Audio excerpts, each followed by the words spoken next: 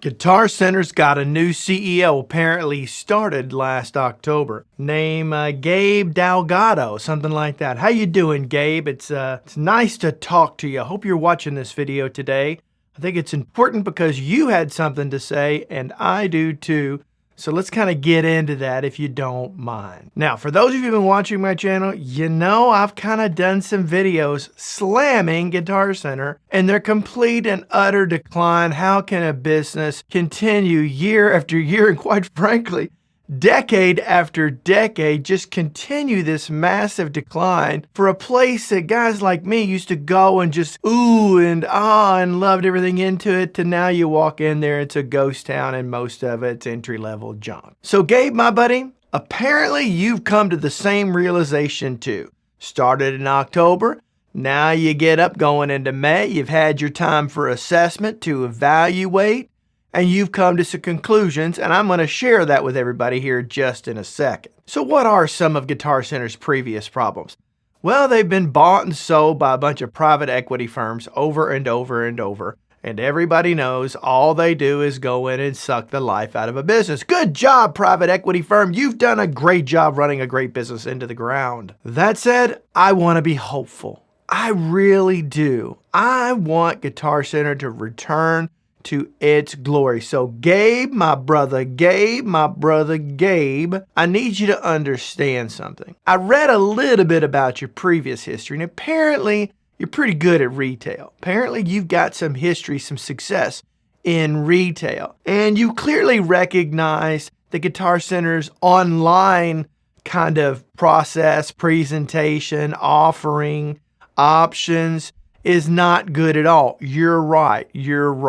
But understand this one thing, and this is what's different about guys like me and all the other people most likely watching this, is that we are very loyal by nature.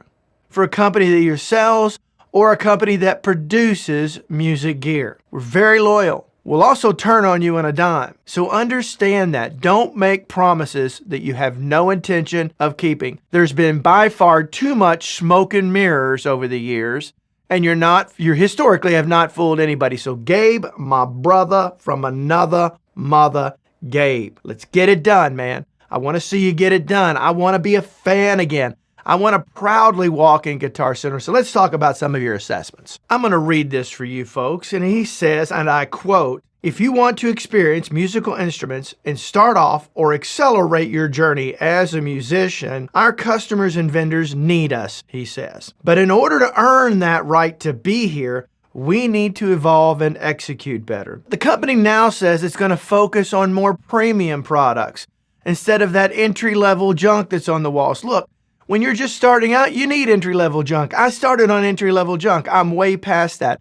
And the bottom line is, the majority of the people spending money on music gear these days are not likely going for that lower-end junk.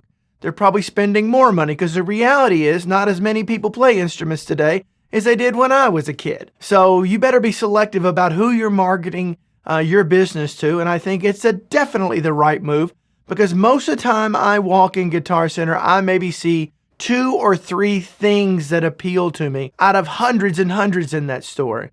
I should be blown away like I am when I go to Replay Guitar over in Tampa, as an example, or some other great music stores. I go in there and I'm like, oh my gosh, there's so much I could spend all day here. I go in Guitar Center and I feel like, okay, let me get out of here now. This has just been another disappointment yet again. So good idea, Gabe, but you gotta execute, as you said. So Gabe, you said somewhere along the way you forgot who your customer is. You're absolutely right. They definitely forgot who their customer was. And quite frankly, it appeared to most of us that they just didn't care.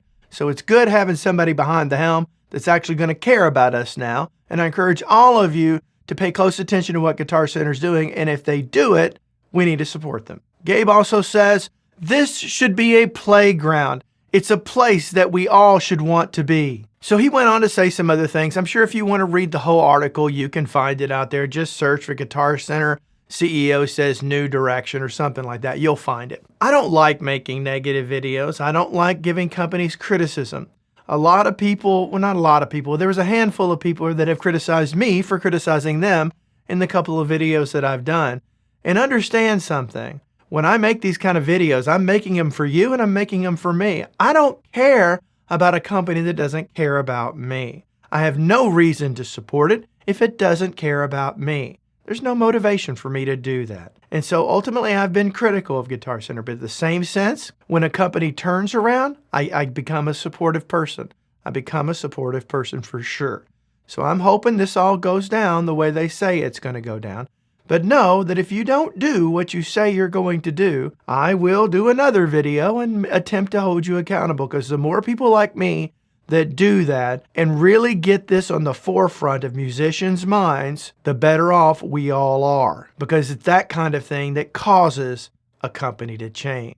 One guy out there making a video in his studio, yeah, I'm talking about me, is not enough alone to do it. But ultimately, when I make that video and I get 1,000 comments all basically saying the same things I've said, that starts to speak volumes. And then other people do the same thing as well. I'm not the only one who's done this. And so I'd like to think that we've played a small part in giving them something to think about. Now, as we're talking about Guitar Center, understand the irony about what I'm ready to say. And that is, I have a relationship with Sweetwater, a great company, the very best online music seller out there on the planet, in this humble guy's opinion. And so if you want to go buy a piece of gear, don't buy from Guitar Center yet. Wait till they turn things around. But you can use my link down below in the description. Copy that link, go over to your browser, put anything you want in your cart, buy it, whether it's a set of strings or a $4,000 Paul Reed Smith, whatever you're going to buy. You know, you can just buy it, and I get a tiny, tiny, itty-bitty cut of that. It helps sustain this channel, and that's important for me. So anyway, so do me a favor, leave some comments down below. Are you hopeful? Are you pessimistic? Do you just not care at this point? Or do you think I'm out of my mind? Any of those are probably applicable at any given time. So leave those comments down below and tell me what you have to think. Tell me what you have to say about it. But until next time, have yourself a great day. You too, Gabe. Cautiously await what you're going to get done there, buddy.